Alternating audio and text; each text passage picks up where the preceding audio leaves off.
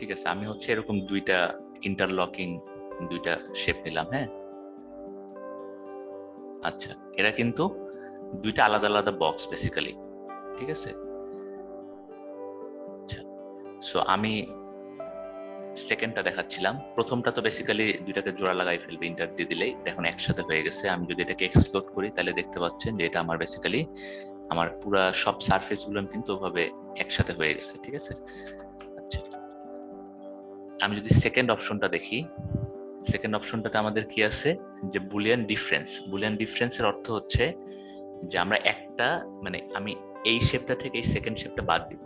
তো আমি প্রথমটা সিলেক্ট করে দিলাম, ইন্টার দিলাম, সেকেন্ডটা সিলেক্ট করলাম, ইন্টার দিলাম, তাহলে আমি দেখতে পাচ্ছি যে আমাদের প্রথম যেটা সারফেস ছিল বা পলি সারফেস বা সলিড ছিল সেটা থেকে আমার সেকেন্ডটা বাদ হয়ে গেছে।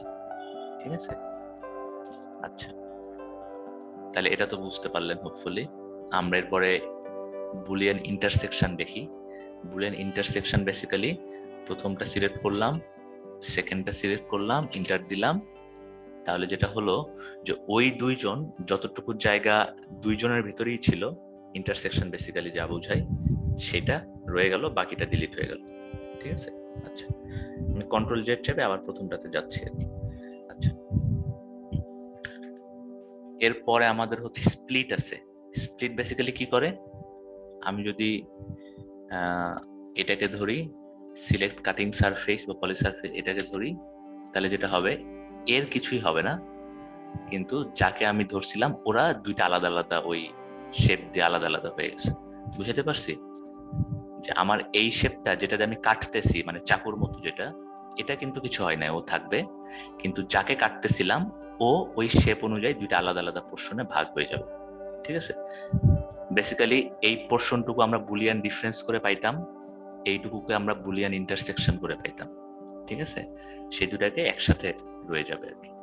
সো অনেক সময় অনেক বিভিন্ন সময় হেল্পফুল হয়। সো আচ্ছা, আর এটা হচ্ছে ক্রিয়েট সলিডস।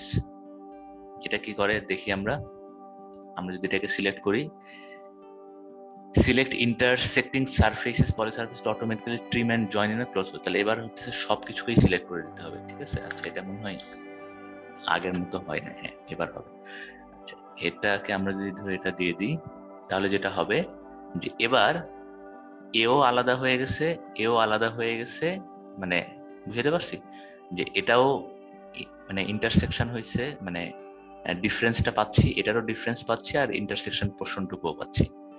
সো সামান্য ডিফারেন্স, সাধারণত এগুলো খুব একটা লাগে না। আমরা যেটাই করতে চাই সাধারণত এই যে ইউনিয়ন, ইন্টারসেকশন আর ডিফারেন্স, এই তিনটা দিয়েই কিছু না কিছু কম্বিনেশনে বেসিক্যালি এগুলো সবই করে ফেলা যায়। ঠিক আছে, সো হোপফুলি এই ইন্টারসেকশন রিলেটেড নানা ধরনের যে অপশন সেগুলো বুঝতে পারছেন সবাই।